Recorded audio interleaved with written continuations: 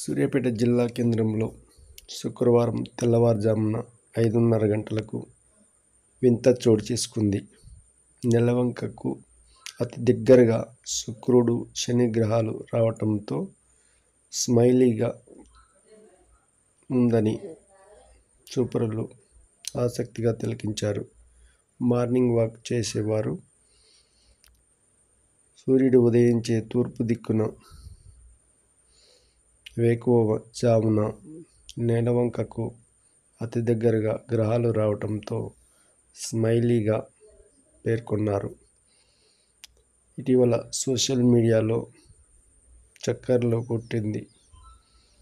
ఈ నేపథ్యంలో శుక్రవారం తెల్లవారుజామున దాన్ని ఆసక్తిగా తిలకించారు. పంచాంగంలో ఉన్నవన్నీ నిజమవుతున్నాయి.